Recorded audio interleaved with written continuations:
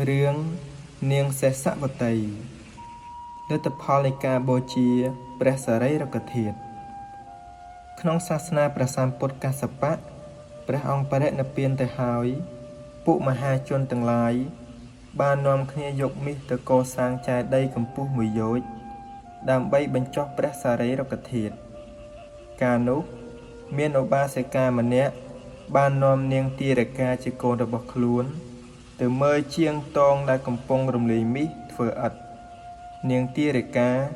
ឃើញជាងកំពុងរំលាយមាសក៏សួរទៅកាន់មាតាថាបបិទ្ធអ្នកម្ដាយគេរំលាយមាសធ្វើអ្វី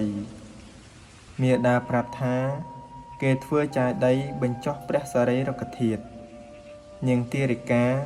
បានឮដូច្នេះក៏មានចិត្តជ្រះថ្លាចំពោះព្រះសម្ពុទ្ធតែប្រាប់ម្ដាយថាខ្សែមាសពាក់នៅករបស់ខ្ញុំនេះខ្ញុំយកចូលទៅធ្វើចេតិយនឹងគេមាតាឆ្លើយថាល្អហើយកូនស្រីម្ដាយក៏យកខ្សែកនោះចូលទៅធ្វើចេតិយនឹងគេទៅសង្ខេបសេចក្តីតែប៉ុណ្ណេះលុះដល់នាងខ្សែជីវិតទៅក៏ទៅកើតនៅក្នុងសុគតិភពជាអនុលោមបដិលោមអស់មួយពុទ្ធន្តរៈលុះមកសាសនាព្រះសម្ពុទ្ធបរមគ្រូរបស់យើងនេះបានមកកើតនៅក្នុងស្រុកនាលន្តក្រៀមមានឈ្មោះថាសេសវតីកាលនាងមានអាយុ15ឆ្នាំមាតាបានប្រើឲ្យទៅទិញប្រេងនៅឯផ្សារក្នុងស្រុកនាលន្តក្រៀមនោះមានកហបតីម្នាក់ធ្លាក់ខ្លួនទៅជាអ្នកក្រព្រោះទ្រព្យសម្បត្តិមាសប្រាក់កែវទាំង7ប្រការដែលមាតាបិតាចែកឲ្យទាំងប៉ុន្មានដល់មាតាបិតាស្លាប់ទៅរបស់ទាំងនោះក៏คล้ายទៅជាថ្មមនោសាលាឥតសេសសល់អតីតកហបតីបានយកថ្មមនោសាលានោះទៅដាក់លក់នៅក្នុងរានផ្សារសងរកអ្នកមានបុណ្យដោយមានគំនិតថាបើអ្នកមានបុណ្យដើរមកហើយរបស់ទាំងនេះនឹងคล้ายទៅជាមាសប្រាក់ជាកែវ7ប្រការដូចដើមវិញពុំខានកាលនោះនាងសេសវតីកាន់ដូបប្រេងដើរចូលទៅផ្សារបានឃើញរៀនមួយចាក់កោសុទ្ធតែមាសប្រាក់និងកែវទាំង7ប្រការនាងក៏ចូលទៅមើលហើយសួរទៅម្ចាស់រៀនថាបបិទ្ធអ្នកដង្ខៅហេតុអ្វីក៏យកមាសប្រាក់កែវមកចាក់កោលើរៀននេះដូច្នេះរបស់ទាំងនេះគេតែងទុកដាក់លាក់បំពួនក្នុងហឹបក្នុងឃ្លាំងអ្នកម្ចាស់រៀនឮដូច្នេះត្រេកអរណាស់ទៅសួរទៅនាងសេសវតីថានាងនៅឯណាជាកូនចៅអ្នកណានាងប្រាប់ថាខ្ញុំជាអ្នកស្រែនៅក្នុងស្រុកនេះឯងអ្នកម្ចាស់រៀនក៏កើបមាសប្រាក់ច្រកនៅក្នុងបាវហើយនាំនាងសេសវតីទៅកាន់ផ្ទះរបស់ខ្លួនបាននិយាយប្រាប់នាងថាកាលពីដើមខ្ញុំជាកហបតីមួយនៅក្នុងស្រុកនេះឥឡូវធ្លាក់ខ្លួនទៅជាអ្នកក្រព្រោះមាសប្រាក់ទាំងប៉ុន្មានคล้ายទៅជាថ្មមនោសាលាអស់បានជាខ្ញុំយកថ្មនោះទៅដាក់រៀនផ្សារដើម្បីផ្សងរកអ្នកមានបុណ្យឥឡូវទ្រព្យទាំងអស់នេះជាទ្រព្យរបស់នាងហើយព្រោះនាងជាអ្នកមានបុណ្យកហបតីបាននាំនាងសេសវតីទៅចាក់ឃ្លាំងមើលទៀតគ្រាន់តែនាងចូលទៅដល់របស់ក្នុងឃ្លាំងទាំងប៉ុន្មានក៏คล้ายទៅជាមាសកែវកងដូចដើមវិញទាំងអស់កហបតីនោះក៏ជូននាងសេសវតីទៅផ្ទះនិយាយប្រាប់ឪពុកម្ដាយរបស់នាងដោយសពគ្រប់ហើយទើបដណ្ដឹងនាងឲ្យជាភរិយាកូនកំឡោះរបស់ខ្លួនលុះរៀបអាពាហ៍ពិពាហ៍ហើយមាតាបិតាក្មេកបាននាំនាងសេសវតីទៅនៅក្នុងស្រុករបស់ខ្លួនក្នុងការជាខាងក្រោយមក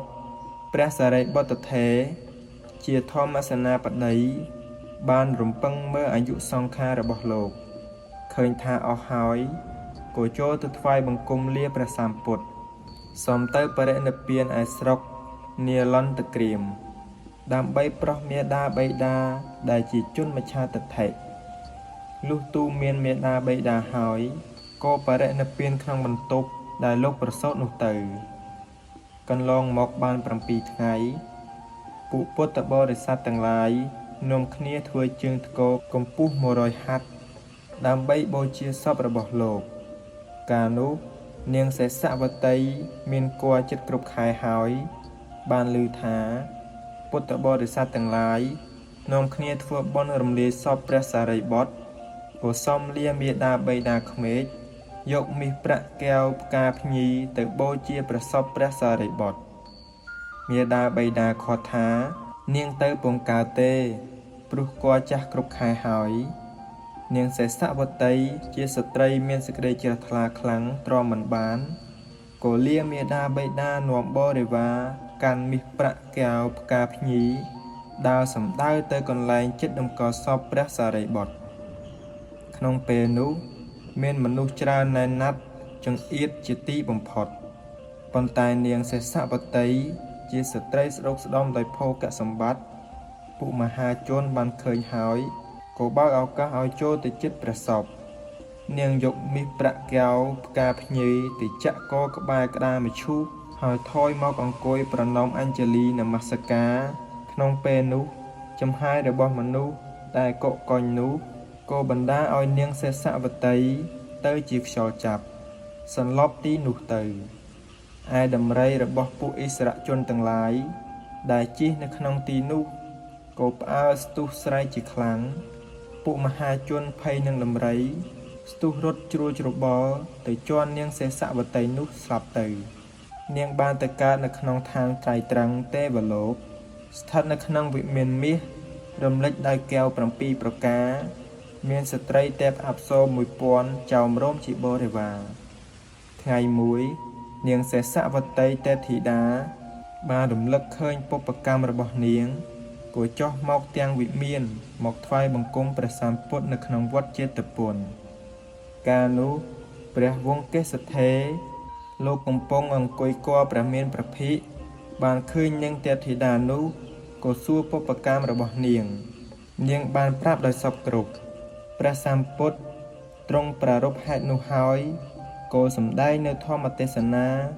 សរសើរអានិសង្សនៃការបូជាព្រះសារីរិកធាតុជាភ័យយោភាពតទៅ